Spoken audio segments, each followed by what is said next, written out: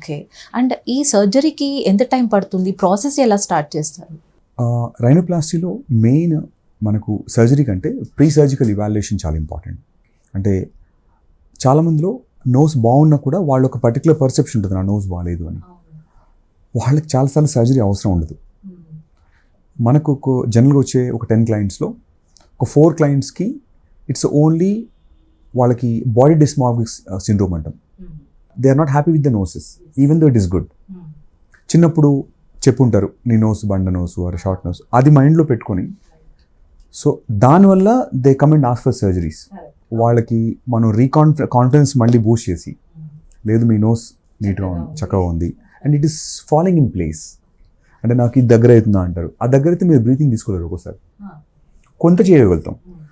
ఒక పిక్చర్ తీసుకొచ్చి నాకు జాన్వీ కపూర్ నోస్, నాకు శ్రీదేవి నోస్ అట్లా కావాలి. ఇప్పుడు మీరు హెయిర్ కట్కి వెళ్తే మీరు రైట్ హెయిర్ కట్ అడుగుతారు. నోసెస్ కూడా they come and ask very specific noses. మీ పర్టికులర్ ఫేస్కి ఇంత బ్రాడ్ ఉన్న ఫేస్లో నేను I cannot add the nose to you. So let's a bone structure wide ఉంది, దాన్ని కొంచెం కరెక్ట్ చేయగలుగుతాం. హైట్ ఫ్లాట్ ఉంది, దాన్ని కరెక్ట్ చేసుకోగలుగుతాం. నాస్ట్రిల్స్ కొంచెం వైడ్ కనపడుతున్నాయి, దాన్ని కరెక్ట్ చేసుకోగలుగుతాం. నోస్ మీకు చూడటానికి 2 inches స్పేస్ అయినా there are 100 procedures which we can do in the nose, అంత చిన్న పోర్షన్లో కూడా. సో నాస్ట్రిల్స్ టిప్లో మళ్ళీ రకరకాల techniques, broad tip, short tip, bulbous tip, wide ఎలా, షార్ట్ ఎలా, అలర్. సో ప్రతి పార్ట్ని మనం ఒక 10 వేరియేషన్స్ చేయగలుగుతాం. సో మనకు ఒక 7 partsలో మీరు 10 వేరియేషన్స్ సరికి ఎన్ని వేరియేషన్స్ వచ్చేస్తాయి అక్కడ? అందరికీ అన్న అవసరం ఉండదు. బట్ సర్టెన్ కీ పాయింట్స్ అందరికీ వర్తిస్తాయి. ఐస్కి, నోస్కి, లిప్స్కి ప్రపోర్షన్స్ ఎట్లా ఉన్నాయో చూసుకుంటాం.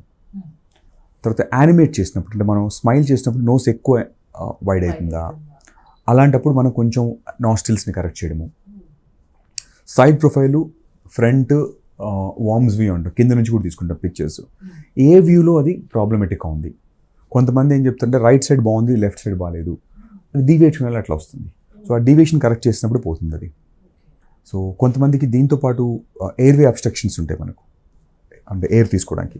సైమల్టేనియస్గా దాన్ని కూడా మనం దీన్ని కంబైన్ చేసి చేయాల్సి వస్తుంది.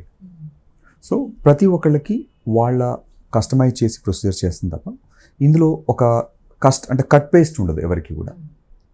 So every nose is different, every person is different, వాళ్ళ ఆస్క్ ఈజ్ డిఫరెంట్. ఇప్పుడు నాకు ప్రాబ్లం అనిపించింది, మీకు వాళ్ళు అనిపించకపోవచ్చు.